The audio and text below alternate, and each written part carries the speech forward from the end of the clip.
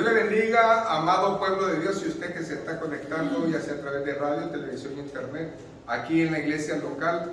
Le saluda como siempre su pastor Luis Mario Ruiz, de la iglesia Centro Cristiano Fuego Santo, desde la hermosa ciudad de Hanford, en California, la ciudad deseada y no desamparada. Estamos en la serie Jesús Mesías, y hoy vamos a dar otro tema, y el cual le vamos a intitular el pacto davídico, en el cual vamos a aprender cuál es, de qué se trata y por qué es tan importante para nosotros.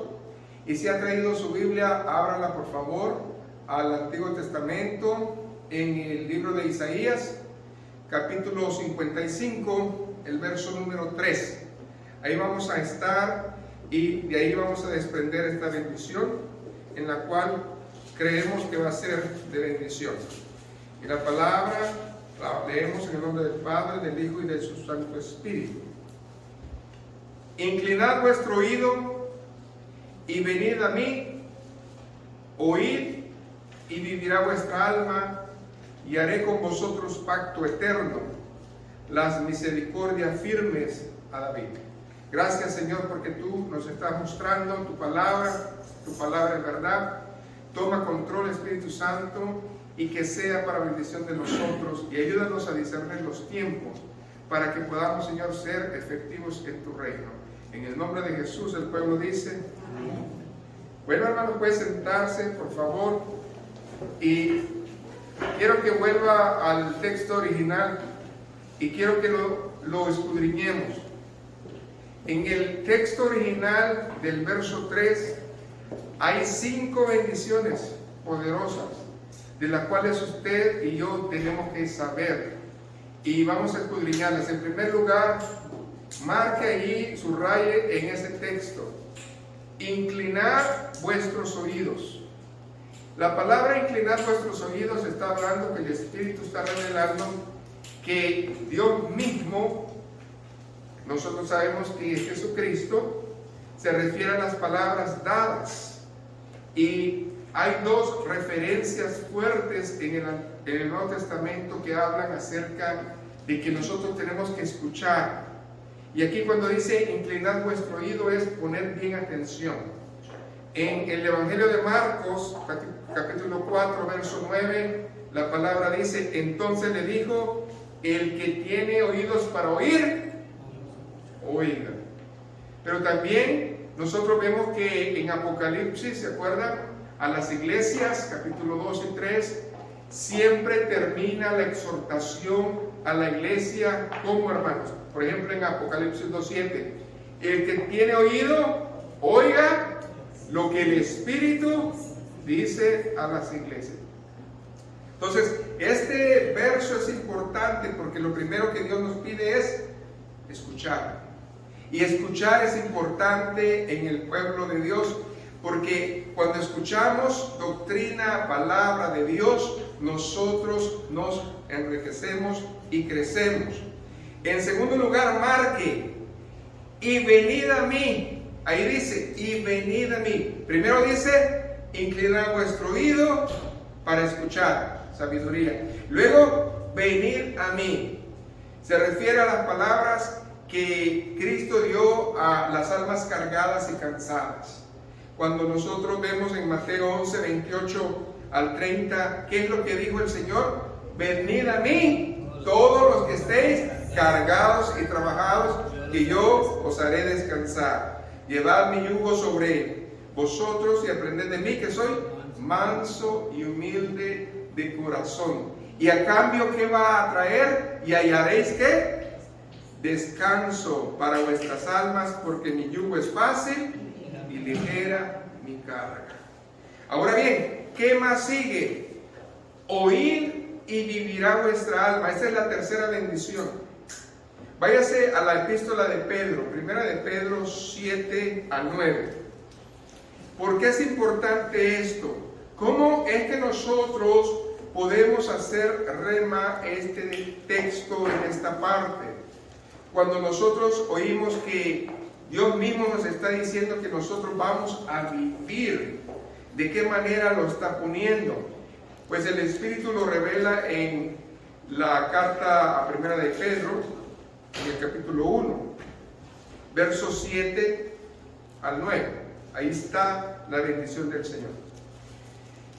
Y dice las palabras: para que sometida a prueba vuestra fe, mucho más preciosa que el oro, que es lo primero que nosotros tenemos que tener para que nosotros tengamos viva nuestra alma, la fe. Ese es el punto principal. Si usted y yo tenemos fe en Cristo, vamos a tener viva nuestra alma. ¿Por qué es importante? Porque dice que la fe es más preciosa que el oro, el cual, aunque perecedero, se prueba con el fuego, sea hallada en alabanza, gloria y honra cuando sea manifestado Jesucristo. Quiere decir que si nosotros como iglesia mantenemos la fe, es como decirle al Señor: nosotros estamos con nuestra alma viva para el Señor. ¿Cuántos en este día están muertos espiritualmente? ¿Cuántos en este día están agonizando espiritualmente? ¿Cómo tiene que estar la novia? Viva para el Señor. Y luego dice: a quien améis sin haberle visto, verso 8. Usted no vio la resurrección, usted no vio la crucifixión, usted no vio a Cristo en la tierra, pero usted lo cree. Y eso es fe. En quien creyendo, aunque no lo veáis, os alegráis con gozo inefable y glorioso, obteniendo el fin de vuestra fe, que es, ¿qué, hermanos? La salvación de vuestras almas. Quiere decir que Isaías 55:3 nos está hablando acerca de redención, de salvación, de convicción, pero no se puede hacer nada si no tenemos en nosotros fe. Y cuando nosotros tenemos fe, somos literalmente cuerpos vivos, almas vivas delante del Señor. De eso estamos hablando. Ahora bien, vamos a la cuarta bendición. Y dice: y haré con vosotros, ¿qué dice? Dígalo. Pacto eterno. Se refiere al nuevo pacto, al de David divino. ¿Quién es el David divino, hermanos? Jesucristo. Y para que nosotros entendamos ese David divino, tenemos que verlo desde su contexto. ¿Por qué? Porque Dios ha establecido pactos con el hombre. Todos los pactos que Dios ha establecido no son separados, no son aislados, todos están conectados. Y vamos a hacer un paréntesis aquí, y le quiero dar dos referencias bíblicas, porque estamos hablando del pacto, ¿qué? Eterno. Si nosotros escudriñamos de referencia en el libro de Génesis, capítulo 17, el verso 7, nosotros estamos recordando la bendición que Jehová Dios le dio a este varón, que es Jacob. Pero acuérdese que la bendición viene de Génesis 12, donde Dios habla ¿a quién? A Abraham. Se confirma en el capítulo 15 y en el 17 otra vez lo recuerda. Génesis 17, 7, ahí usted lo va a ver, donde habla acerca de un pacto eterno, pero ahora la palabra es perpetuo, que es lo mismo. Y dice: y estableceré mi pacto entre mí y ti, y tu descendencia después de ti, en sus generaciones. No significa que era nomás ese, sino que iba a continuar. ¿Por pacto qué? Perpetuo. ¿Para qué era ese pacto? Para que Él fuera ¿qué? Nuestro Dios. Aleluya. Y Él de tu descendencia después de ti. Desde aquí nosotros vemos que hay un pacto hermoso para el hombre, que no es, hermanos, en una generación, sino que es para siempre. Si nosotros tenemos lo que ya hablamos, la bendición de la fe. Ser almas vivas nos da la bendición de la fe. Ahora, es fácil aprenderse Jeremías. Váyase a Jeremías ahora.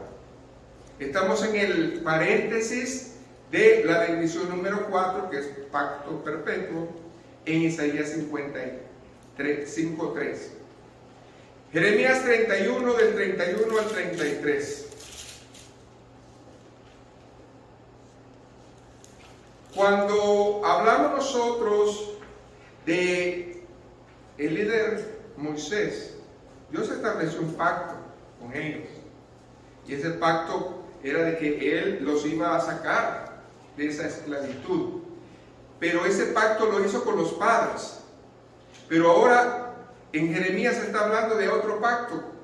Léalo conmigo, dice: he aquí que vienen días, dice Jehová, en los cuales, marque eso, haré nuevo pacto con la casa de Israel y con la casa de Judá. ¿Por qué es importante que pongamos atención en esto? Porque Dios ama a su pueblo Israel, pero iba a escoger entre las 12 tribus a la tribu de Judá, para que ese pacto continuara y fuera perpetuo. Ahora bien, verso 32.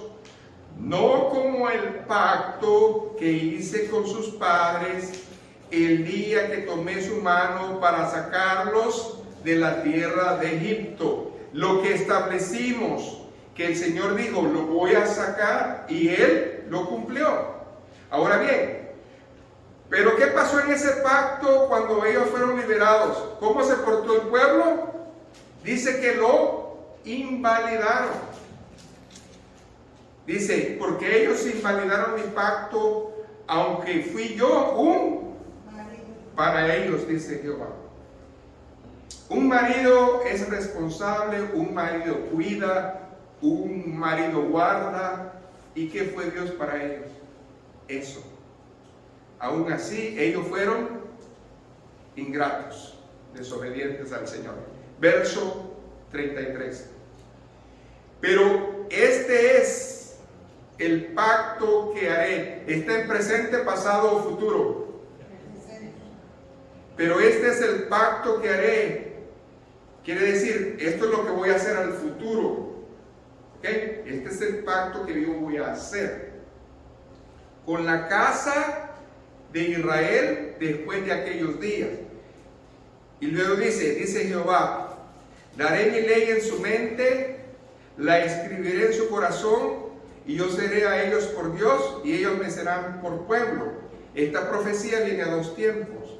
¿Por qué? Porque en el último periodo estamos, que es lo que nosotros conocemos como la noche ¿qué? Larga, el periodo de la gracia. Comenzó eso porque nosotros tenemos al Espíritu Santo en nuestro corazón y nos está hablando de la palabra, pero no es para todo el mundo. Pero sí va a venir un tiempo en el cual el Señor Jesucristo va a establecer un reino. ¿Y cómo se le conoce a eso? Al reino milenial. Y Él va a establecer aquí en la tierra ese poderío. Así de que está a dos tiempos eso. También, nomás apúntelo como referencia, la epístola de los Hebreos, allá en el capítulo 12, verso 24, que yo se lo voy a leer. Aquí también habla acerca del nuevo pacto. A Jesús dice que es el mediador del nuevo pacto, y a la sangre rociada, que habla mejor que la de Abel.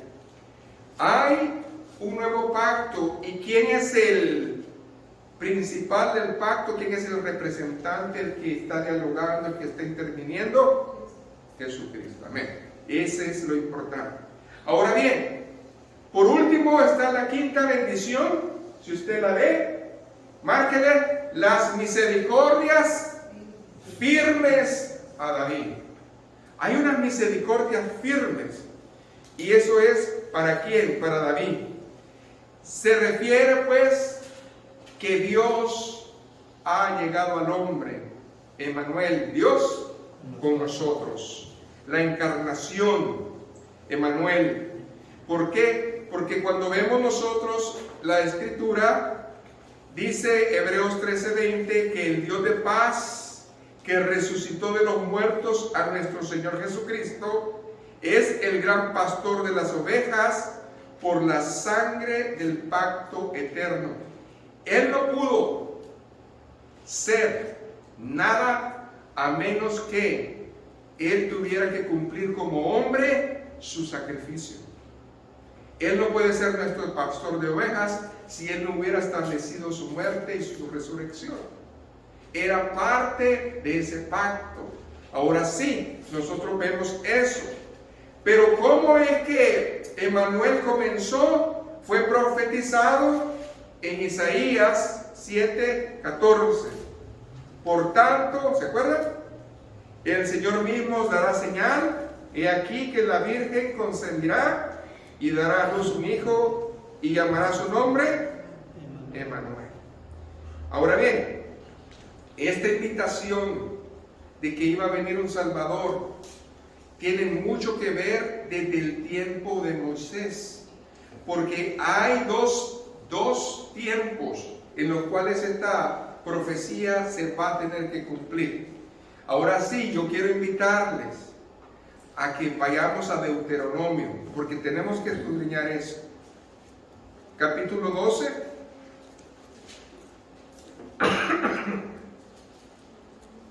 Verso 10 y 11.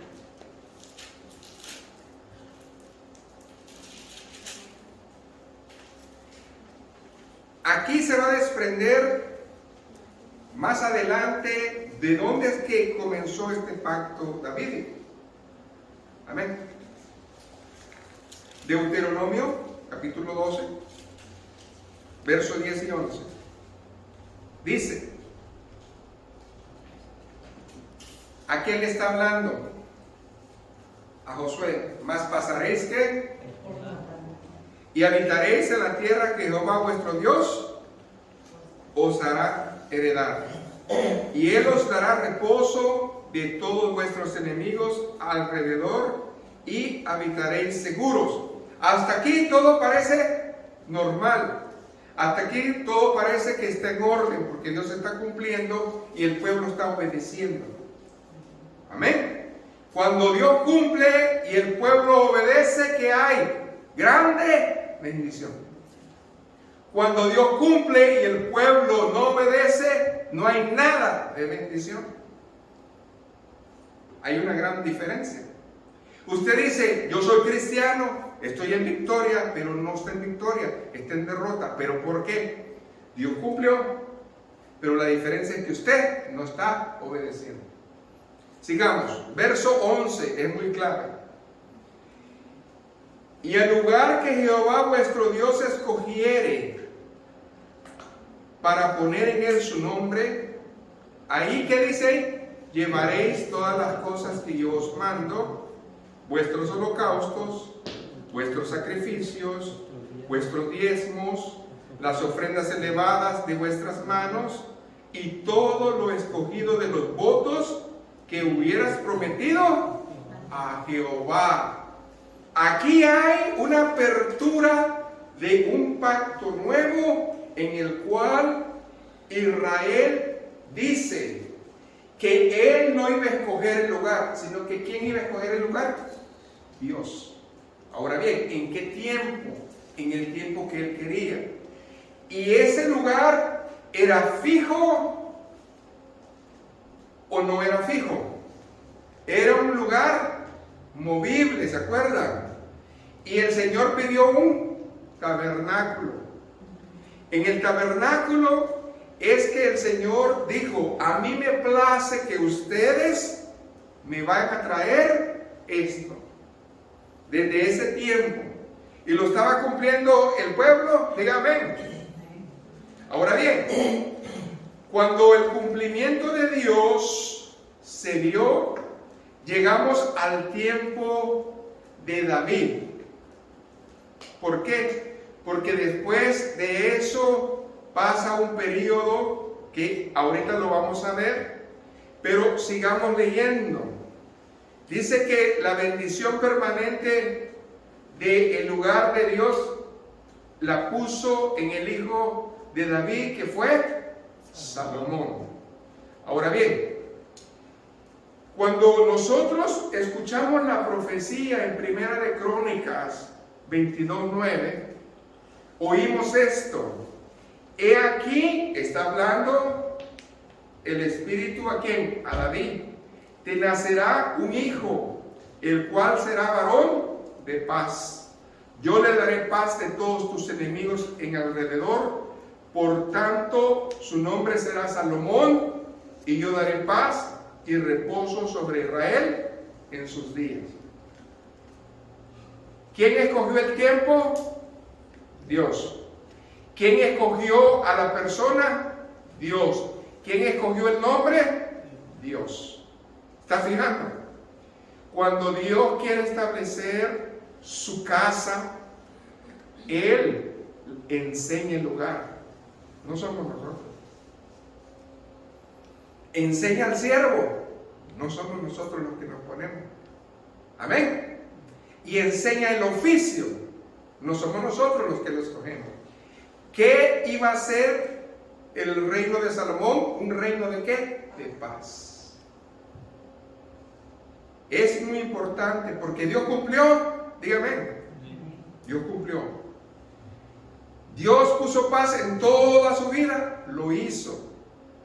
Pero ¿quién es el que falló? Amén. Ahora bien, con esto en mente, nosotros vamos caminando rápidamente al tiempo del periodo final de los jueces y llegamos, abra su Biblia, a Segunda de Samuel. Segunda de Samuel, quiero que lo escudriñe en su casa, capítulo 7. Porque todo el capítulo es precioso, pero yo nomás quiero retomar del verso 12 en adelante. ¿Por qué? Porque no nos alcanzaría el tiempo, pero lo más importante está del verso 12 al 16. Segunda de Samuel, capítulo 7, versos 12 al 16. Bueno, ya oímos nosotros que el Señor, desde el tiempo de Moisés, había dicho: a mí me nace, a mí me place que ustedes, ¿verdad?, me adoren en cierto lugar que yo voy a escoger. Pero ahora, después de que David abre su corazón, porque en los primeros versículos está hablando acerca de que él se mira en un lugar y es un palacio. Pero también dice: ¿cómo es posible que yo viva en un palacio y tu morada esté en unas tiendas, en unas carpas? Eso no es bueno. Yo te quiero hacer morada. Ahora, ¿cuál fue la respuesta de Dios? Verso 12 comienza: y cuando tus días sean cumplidos, cuando tú te mueras y duermas con tus padres, yo levantaré. Levantaré viene de la raíz de la palabra hebrea kum, que significa ponerse de pie y pasar al frente. ¿Okay? Entonces, el Señor dice: cuando tú te mueras, ¿ok?, yo voy a levantar a alguien y lo voy a poner enfrente. ¿Y ese alguien quién es? Salomón. Siga leyendo: después de ti, a uno de tu linaje, en otras palabras, de un hijo tuyo, del hebreo Sera. ¿Qué significa Sera? Con Z, Sera. Semilla, descendiente, el cual procederá de tus entrañas y afirmaré. Es del hebreo kun, afirmar. Significa, hermanos, establecer con firmeza, construir o confirmar su reino. Quiere decir que lo que Dios está haciendo es esto. Fíjense cómo Dios, con el tiempo de Moisés, dijo: yo quiero hacer lugar donde yo quiera hacerlo. Y era movible, porque la presencia del Señor iba a ir con ellos. Pero ahora dice: tú me has pedido un lugar, pero ¿quién va a morar en mi presencia? Amén. ¿Quién puede morar en la presencia del Señor? Usted y yo somos templos del Espíritu Santo. Amén. Pero en ese tiempo Él dijo: yo quiero que ya mi presencia habite pues en ese lugar, y yo voy a poner a levantar un linaje tuyo y lo voy a confirmar. ¿Qué dice el verso 12. Y afirmaré su reino. ¿Sabe qué significa reino, hermanos? Mamlaka, que es dominio. Cuando Dios dice, voy a establecer reino, significa, yo te voy a dar dominio. Cuando Dios nos permite dominio sobre las cosas, Él lo dice. Y por eso, hermanos, cualquier casa de Dios que Dios levante, tiene un dominio. Y vienen, el adversario puede venir, pero no puede vencer. Denle un aplauso al Señor, porque Él lo ha prometido. ¿Qué dice el verso 13? Estamos, hermanos, segunda de Samuel 7:13. Él edificará casa a mi nombre, y yo afirmaré para siempre el trono de su reino. Quiere decir que tanto la nación como el edificio. Y luego dice, verso 14, tú ya no estás ahí, tú ya no vives, pero le promete algo. ¿Qué le promete en el verso 14? Y yo le seré a él. Incluye un compromiso. ¿Y sabe qué es? Cuando usted es padre, usted tiene el derecho de castigar, de amonestar, de exhortar, de disciplinar. ¿Y qué hizo Dios? Lo hizo. Porque le dijo, hoy yo voy a ser tu padre, y si tú te desvías, yo te tengo que exhortar. Si Dios nos está dando el ejemplo, padres, a nosotros, de hacerlo, necesitamos levantarnos nosotros también. Tenemos nosotros que exhortar, disciplinar a nuestros hijos. ¿Por qué? Porque incluye el compromiso de castigarlo. Y él me será mi hijo. Y si hiciera mal, yo le castigaré con vara de hombres y con azotes de hijo de hombres. En otras palabras, Dios no pone a sus hijos en un dominio y no nos castiga. Dios va a tratar ahí. Lo que estamos enseñando o aprendiendo es, hermanos, que Dios nos está hablando y nos está diciendo, usted es hijo de Dios, usted es hija de Dios. Bueno, desde ya te digo, dice el Señor, hoy yo soy tu padre. Y como padre, yo te voy a pedir cuentas. ¿No lo había visto así? Véalo, porque así dice la Biblia. Amén. Ahora bien, la corrección de un padre a su hijo puede variar de muchas maneras. ¿Ok? ¿Por qué? Porque cuando un padre corrige a un hijo, lo hace por el nombre de la familia. ¿Sí? El nombre de la familia. Lo hace por su beneficio. Lo hace también por amor. Por todo eso lo hace. Ahora bien, ¿qué dice el verso 15? Pero mi misericordia no se apartará de él, como la aparté de Saúl, al cual quité de delante de ti. ¿Por qué el Señor habla así? Porque Él pesó su corazón en el día que habló con Él. ¿Se acuerdan que el Señor le dijo, pídeme lo que quieras? ¿Y qué le pidió? Dame sabiduría. Nunca le pidió, permíteme conocerte. ¿Quiénes fueron los que realmente le pidieron eso a Dios? Dos personas. Moisés. A ver, como estamos grabando, ¿no se oye? Moisés y Pablo. Moisés y Pablo. Desearon completamente conocer de Dios. Ahora, ¿por qué estamos en todo esto? Para que entendamos de dónde viene todo y cómo es que Dios va ordenando las cosas. Ahora bien, le prometió también que su trono iba a ser estable, que es el verso 16. Y será firmada tu casa y tu reino para siempre. Delante de tu rostro y tu trono será estable eternamente. Cuando habla la palabra de Dios, habla de hijos. ¿Y qué hijo, hermanos, iba a permanecer eternamente? Él tenía que ser un hijo. Ese es Jesucristo. Amén. Entonces, un reino y una casa se confirman en esta bendición. Y no iba a ser ellos como hombres. Todos los reyes fallaron, pero iba a venir un hijo que iba a ser obediente a su padre y el cual iba a durar permanentemente. Este pacto, hermanos, es la columna central de la esperanza de toda esta historia. Cuando todo parecía perdido en los reinos de Israel, de Judá y de todo, Dios comienza a levantar algo.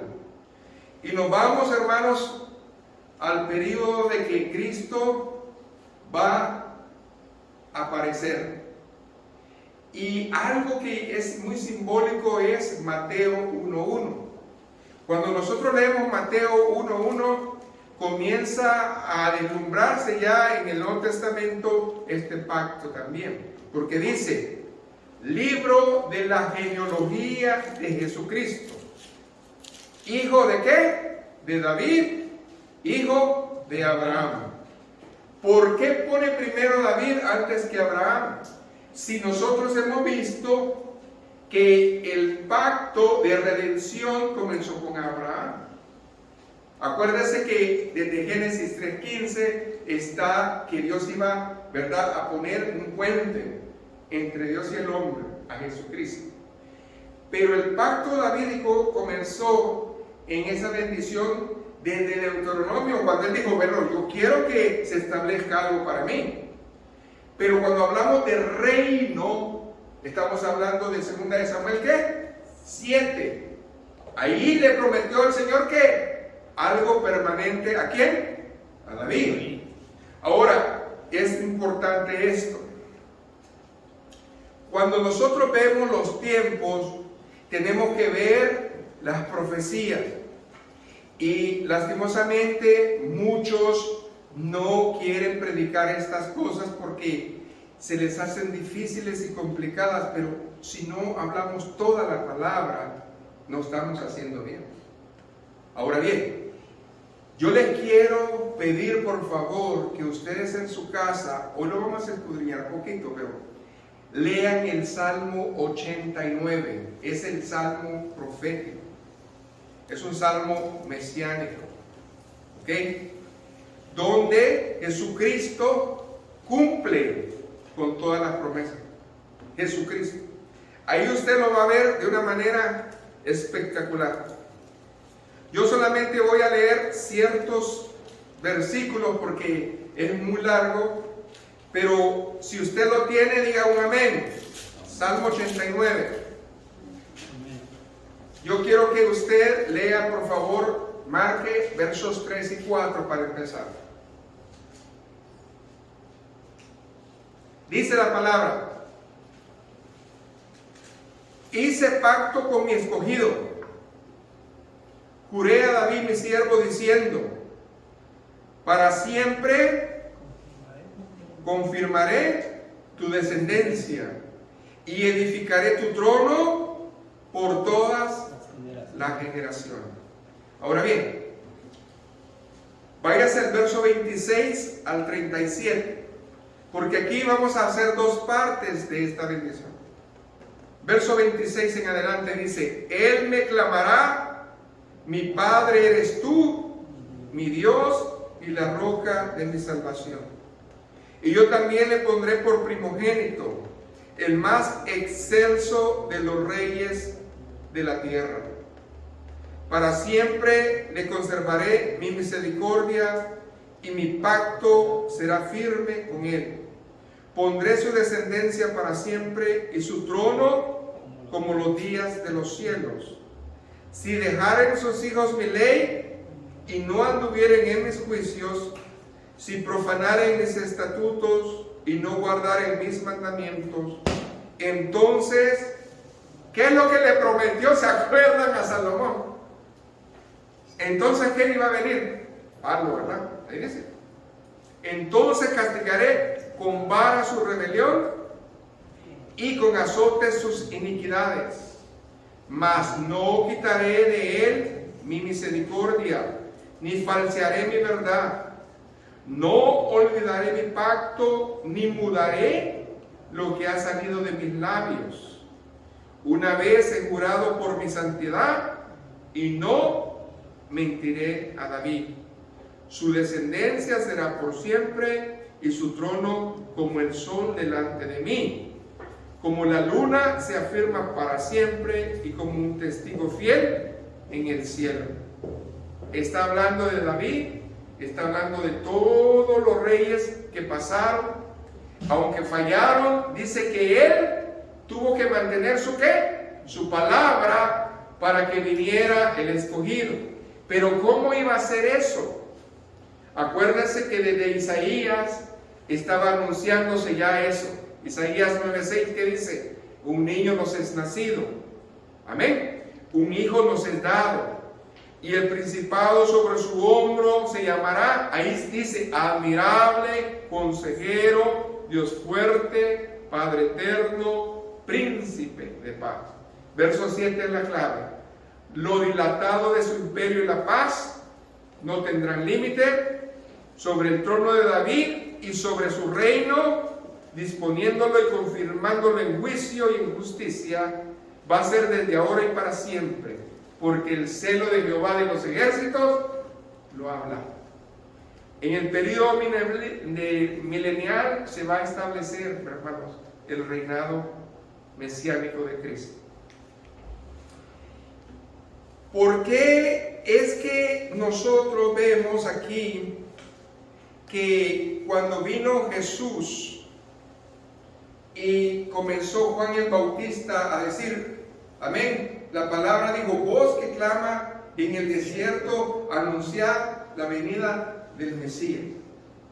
Pero aún esa voz que clamaba en el desierto, cuando lo vio, él reconoció que él no era digno de desatar ni siquiera las correas.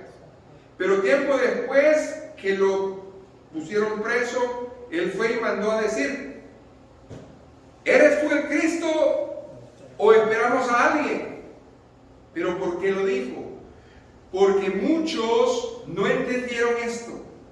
No entendieron que el pacto davídico tenía que venir a dos tiempos. No solamente tenía Jesucristo que venir, morir y resucitar, sino que tenía que establecer su trono en la tierra, pero no era en ese tiempo. No fue en la primer parusia o la primer venida, porque Él vino como príncipe ¿de qué? De paz. Él no vino como rey, porque Él no iba a ser un rey de los hombres, puesto por los hombres, o por insurrección, o por fuerza, o por golpe, o por arma. Él iba a venir a establecer su trono con poder y justicia. Ahí está la bendición. Entonces, eso es importante. ¿Por qué es importante eso? Porque Cristo es la bendición legítima. Así de que, hermanos, desde Génesis 1 hasta Apocalipsis 22, Dios es rey. Amén. Dios es entronado y Dios es fiel. Y nosotros tenemos que verlo de esa manera. Ahora bien, tiene que poner atención a esto. ¿Cuál es la base bíblica del pacto davídico? Esto es importante. Cuando llegamos al reinado de David, ya han pasado siglos. Y estos son los acontecimientos que pasaron antes. En primer lugar, Josué trajo al pueblo judío a la tierra que Dios le había prometido, la tierra de Canaán. La nación se derrumbó espiritualmente después de ¿quién? De Josué, porque no se levantó otro líder. Y Dios tuvo que levantar ¿qué? Jueces. Pero ¿qué pasó con esos jueces? Dice que repetidamente, dice que hubo desobediencia. Y la palabra de Dios dice en el libro de los Jueces que cada quien hacía lo que bien le parecía. Luego siguió el último juez. ¿Quién fue? Samuel. Y comenzó una nueva parte del ministerio profético de los profetas de Dios para ese puesto y pueblo obstinado. Cuando comenzó Samuel en el templo, dice que la palabra de Jehová escaseaba, ¿sí?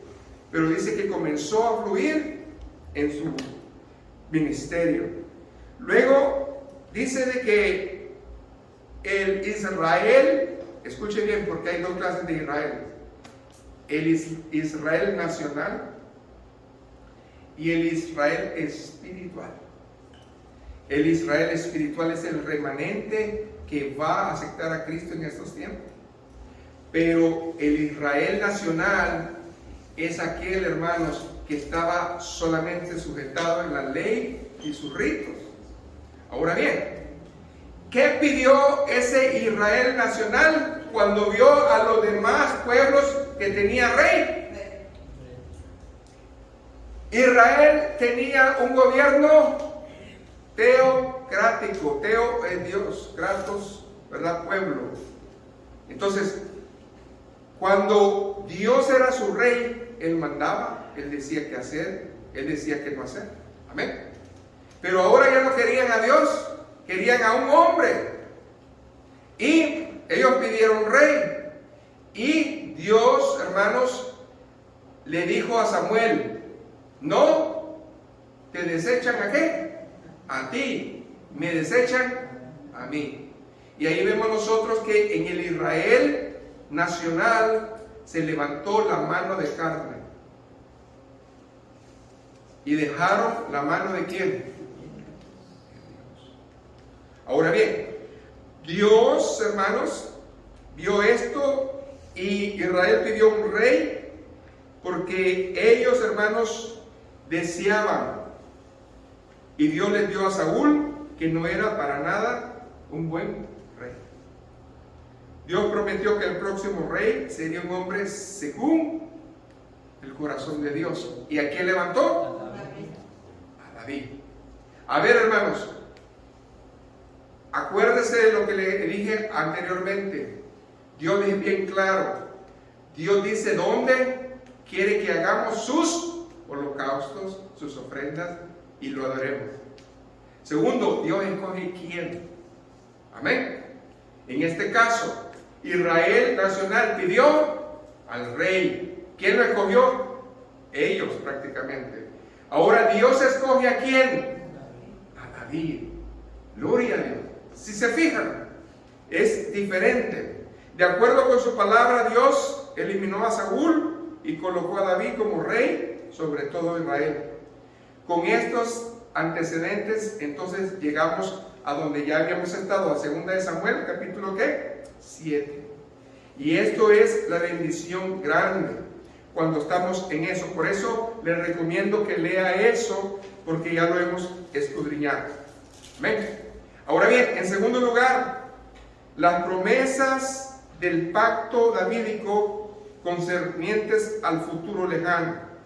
Según Samuel 7, sigue el mismo patrón de Génesis 12. ¿Se acuerdan de el pacto que hizo Dios a Abraham? Donde se da detalles de lo que se convertiría el pacto de Abraham en Génesis 15. Ahora bien, Dios prometió que establecería el trono de su reino para siempre. Cuando dice en el verso 13, 2 Samuel 7:13, Él edificará mi casa, mi nombre, y yo afirmaré para siempre su trono. Ahí es donde nosotros vemos esa bendición. Ahora bien, si nosotros vemos más adelante, nosotros vamos a ver que el Señor hace el pacto davídico de una manera especial, porque cada versículo del Salmo 89 que les dije es una porción de oro para Dios. cada versículo. Si nosotros podemos encontrar un tesoro en los salmos, Salmo 89. Dice que cada versículo es oro para nosotros. Ahora bien, basta decir que el Salmo 89 da testimonio de la naturaleza eterna del pacto de Dios con David y su linaje. Ahora bien, el pacto davídico no tiene nada que ver con la muerte de Jesús, su expiación y su propiciación por el pecado. ¿En qué manera? En que no concluye con eso. Ese es el punto. El pacto davídico no se acabó cuando Cristo murió y resucitó, sino que sigue. ¿Y por qué sigue? Porque Él va a ser rey. Esa es la manera de que nosotros lo tenemos que ver. Y ahora bien, considerando pues esto, nosotros tenemos que ver a Jesucristo como un gobernador. Y ahí está usted en el Salmo 2. El Salmo 2, hermanos, habla acerca del Mesías. Ciertamente anunciaré el decreto del Señor que me dijo: mi hijo eres tú, yo te he engrosado hoy. Pídeme y te daré las naciones como herencia tuya, y como posesión tuya los confines de la tierra. Tú los quebrantarás con vara de hierro, los desmenuzarás con vaso de alfarero. Ahora pues, oye reyes, mostrad discernimiento, recibid amonestación, oh jueces de la tierra. Adorad al Señor con reverencia y alegraos con temor.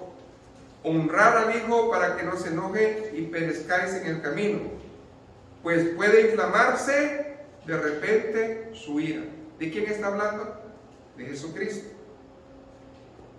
¿En qué tiempo va a estar hablando? En el tiempo milenial. ¿Ok? Es muy importante eso. Cuando nosotros vemos que el orden de la bendición es cumplida, lo vemos a través de los evangelios. ¿Cuántos de nosotros sabemos que en Lucas 2 está el nacimiento de Cristo? Eso es lo que enfatizamos, pero el pacto davídico no está en Lucas 2 solamente, comienza en Lucas 1 y hay que darle su debido orden. ¿Por qué? Porque en Lucas 1, váyase ahí,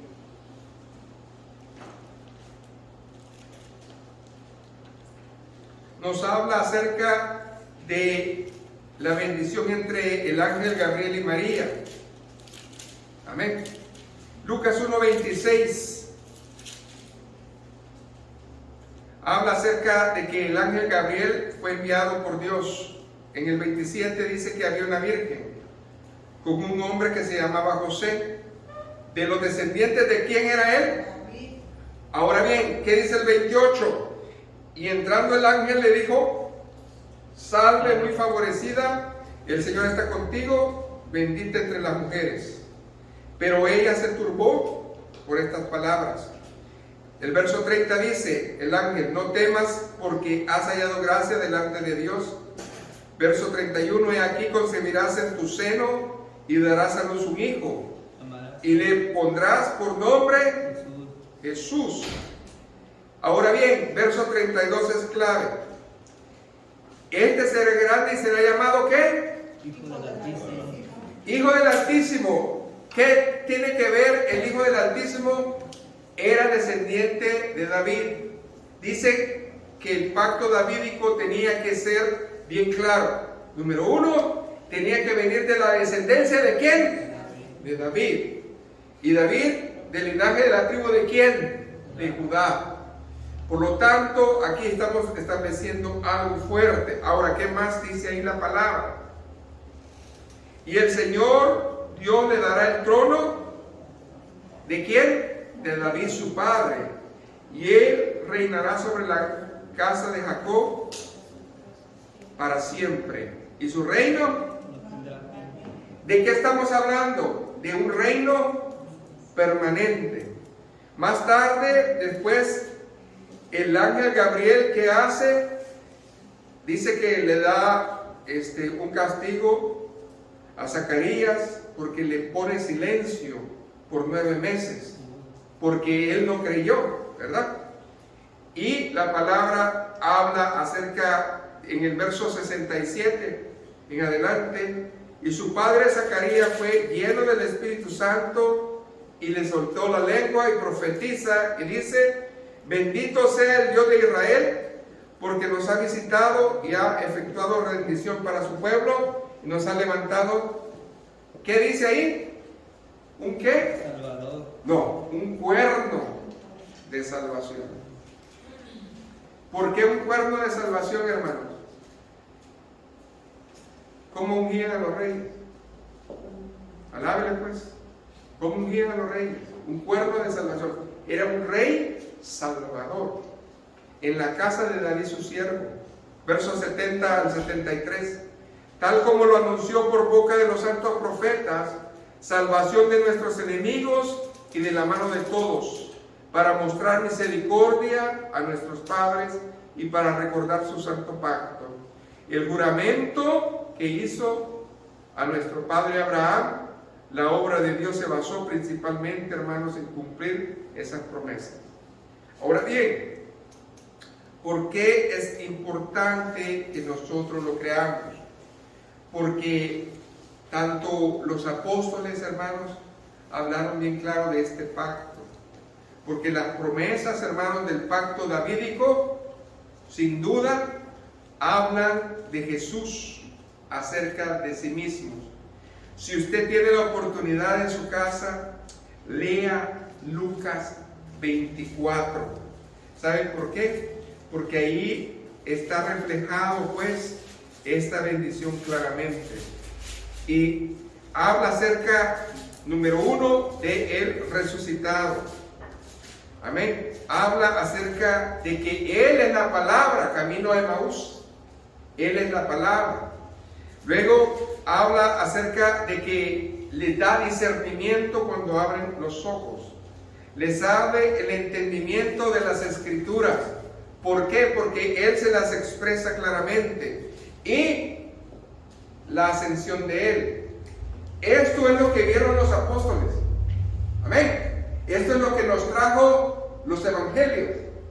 Pero cuando vemos nosotros el correr del tiempo en las epístolas, ¿qué significa las epístolas? Doctrina. Y en la doctrina vemos ¿a qué? Al libro de los Romanos. Y en el libro de los Romanos, váyase al Romanos 1, del 1 al 3.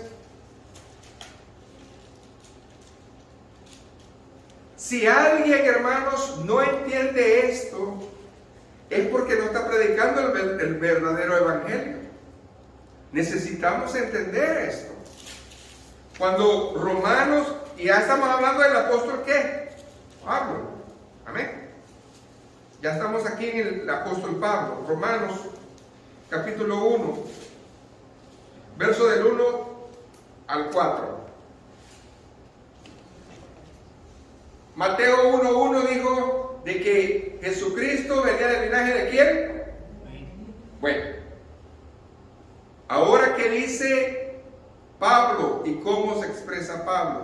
Léanlo. Pablo, siervo de ¿quién? Jesucristo.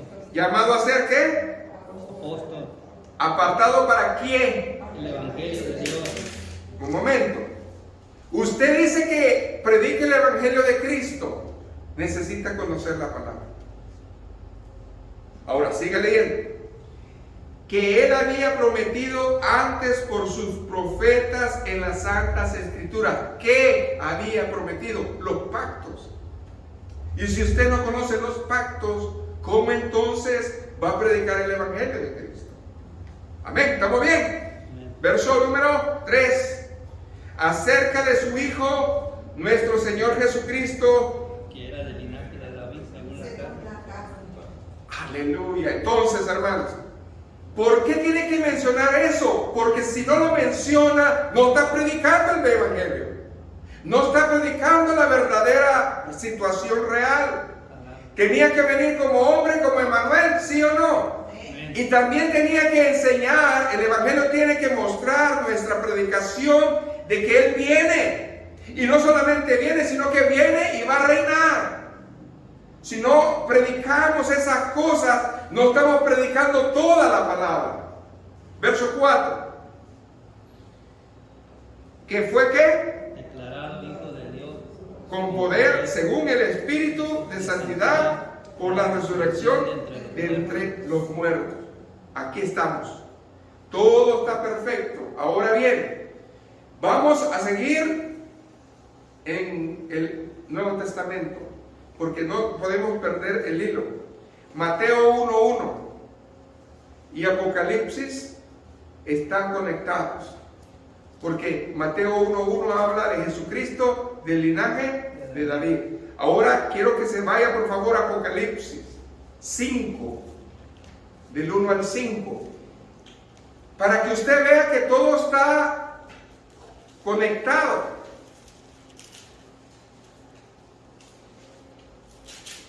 Y luego me apunta Apocalipsis 22:16, pero vamos a ir a Apocalipsis 5, del 1 al 5. Acuérdese que además de las epístolas paulinas, el libro de Apocalipsis habla acerca del pacto davídico, ¿okay? Porque el apóstol Juan, hermanos, fue transportado por el Espíritu por una visión al cielo, antes que los acontecimientos proféticos estuvieran a punto de ser desplegados. Y dice la palabra: vi en la mano derecha del que estaba sentado en el trono un libro escrito por dentro y por fuera, sellado con 7 sellos. Y vi a un ángel poderoso que pregonaba a gran voz: ¿quién es digno de abrir el libro y de desatar sus sellos? Y nadie, ni en el cielo, ni en la tierra, ni debajo de la tierra, podía abrir el libro, ni miraba su contenido.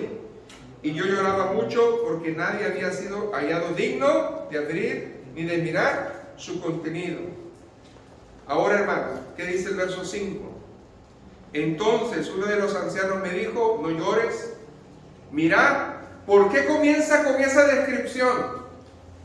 Fíjese, el león de la tribu de Judá. Estamos hablando del pacto davídico. El hijo obediente, el hijo que iba a reinar por siempre. ¿La raíz de qué dice ahí? De David. Ha vencido para abrir el libro y sus 7 sellos. ¿Por qué él pudo vencer y abrir el sello? Porque vino, hermanos, como hijo, fue obediente y cumplió. Ahora sí, él puede establecer un reino para siempre. Todo lo que ocurría desde Apocalipsis 5 hasta Apocalipsis 20 se relaciona con el futuro pacto davídico y el gobierno mundial de Jesús, el Mesías en la tierra. Estamos hablando del milenio. Ahora váyase a Apocalipsis 22:16. Estas fueron las penúltimas palabras que Jesús pronunció en las Escrituras. Fíjense, es importante que lo veamos. ¿Qué fue lo casi último que el Espíritu dijo? ¿Quién está hablando ahí? Yo, dígalo, yo Jesús, he enviado a mi ángel a fin de daros testimonio de estas cosas para las iglesias. ¿Y cómo se identifica él? Yo soy la raíz y el linaje de David. Cuando dice él, yo soy la raíz, dice, yo soy el origen. ¿El origen de una planta cuál es? Un aplauso al Señor. Ahí está. Abra el entendimiento, ahí está todo. Y dice, ¿y la descendencia qué dice? De David, el lucero resplandeciente de la mañana.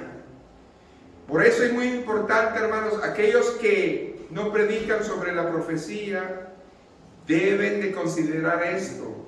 Jesús quiere que las iglesias sepan que Él es tanto la raíz como la descendencia de David.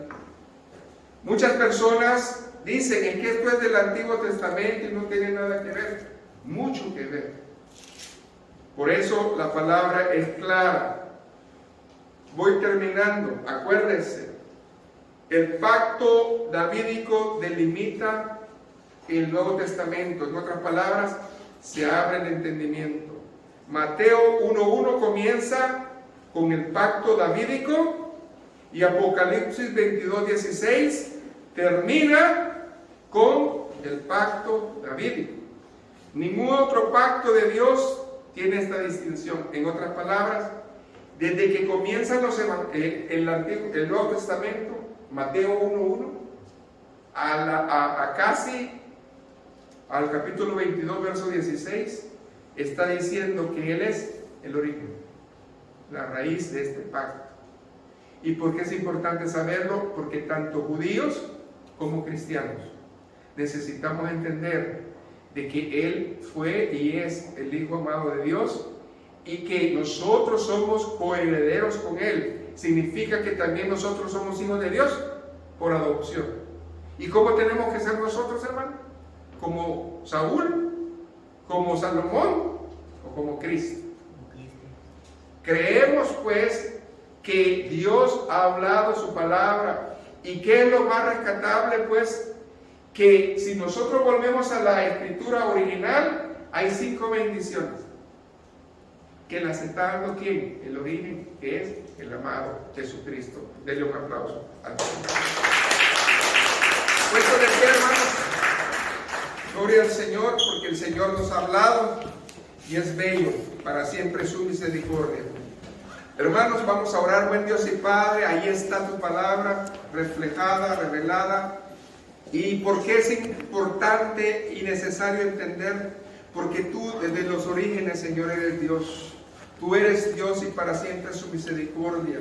Y eres un rey puesto por Dios, que va a ser establecido por Dios, porque es Dios. Y nosotros debemos de tener, Señor Jesús, la convicción de que no hay nada que nosotros temamos si Jesús está con nosotros.